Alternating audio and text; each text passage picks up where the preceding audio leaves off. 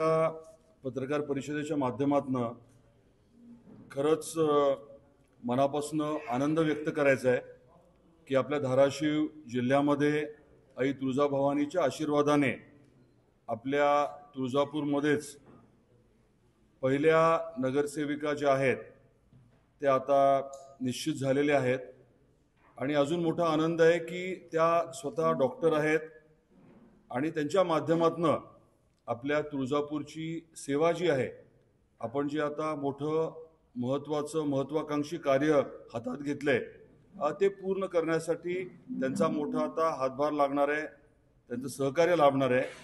त्याबद्दल सुरुवातीलाच आई तुळजाभवानीचे मी मनापासून हृदयापासून आभार व्यक्त करतो की कल दिलाय।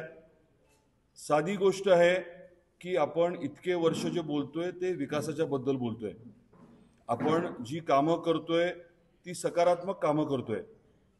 आपल्या सरकारने, केंद्रातल्या आणि राज्यातल्या सरकारने धाराशिव जिल्ह्याला इतिहासात कधी नव्हे एवढा मोठा निधी उपलब्ध करून दिलाय, एवढ्या मोठ्या प्रमाणामध्ये कामं चालू आहेत। जे विरोधक आहेत त्यांच्याबद्दल तर खरं तर काही बोलण्यासारखे नाहीये, कारण त्यांनी काहीच काम केलं नाहीये।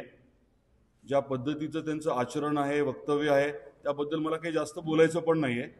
पण मूळ मुद्दा काय आहे की धाराशिवकरांनी हे समजून घ्यायला हवं की आपल्यासाठी झटतंय कोण, आपल्यासाठी वेळ कोण देतंय, परिश्रम कोण घेतंय आणि सगळ्यात महत्त्वाचं म्हणजे रिझल्ट कोण आणतंय। आपल्यासाठी वेगवेगळ्या योजना, वेगवेगळ्या कामांसाठी मंजुरी कोण आणतंय, हजारो कोटीचा निधी कोण आणतंय आणि त्या निधीच्या माध्यमातून आपलं जीवन सुधारत असताना, मूलभूत सुविधा ज्या आहेत त्याच्यावरती भर देत असताना दरडोई उत्पन्न कसं वाढेल, प्रत्येक कुटुंबाचं उत्पन्न कसं वाढेल याच्यावरती आपण भर देतोय। वेगवेगळ्या इंडस्ट्री कशा आणता येतील, औद्योगिक वसाहती कशा विकसित करता येतील याच्यावरती आपला भर आहे। जे स्वतःचा उद्योग उभा करू इच्छितात त्यांना कर्ज उपलब्ध करून देणं, अनुदान मिळवून देणं, त्याच्यावरती आपण भर देतोय। आणि स्थानिक रोजगार निर्मितीवरती तर प्रचंड आपला भर आहे। आई तुळजाभवानीचं मंदिर आणि परिसर तिथे तर आपण 1800 कोटीचं विकास कामं हाती घेतलेली आहेत आणि प्रचंड प्रमाणामध्ये तिथे आता भाविक वाढणार आहेत, कारण रेल्वेचं काम आपल्याला माहिती आहे 3295 कोटी रुपये हे आपल्या सरकारने दिलेले आहेत।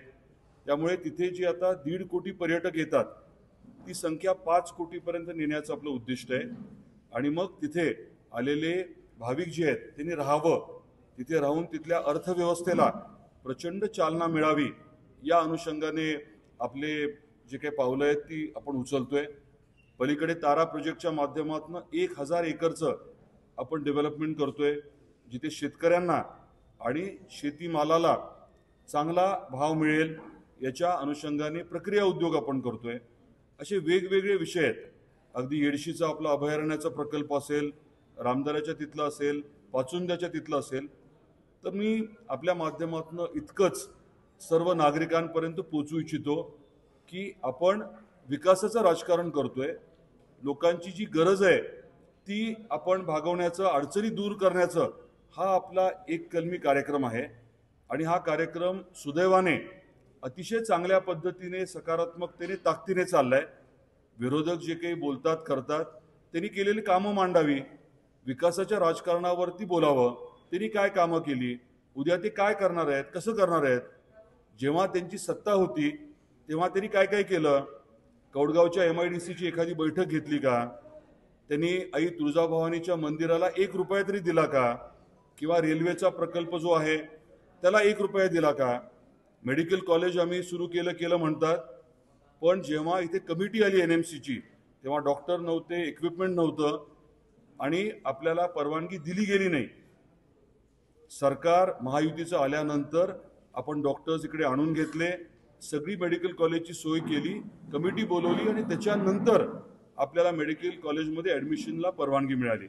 त्यामुळे खोटं न बोलता पुराव्यानिशी त्यांनी केलेलं काम जे आहे त्यांनी मांडावं आणि मग आमचे जे सहकारी आहेत ते आम्ही केलेलं काम निश्चितपणे पुराव्यानिशी मांडतील। तर माझी या प्रेसच्या माध्यमातून विनंती सर्व धाराशिवकरांना हीच आहे, आपल्या जिल्ह्यातल्या प्रत्येक नागरिकाला ही आहे की भारतीय जनता पार्टी आणि महायुती प्रामाणिकपणे, ताकदीने आपल्या बरोबर आहे।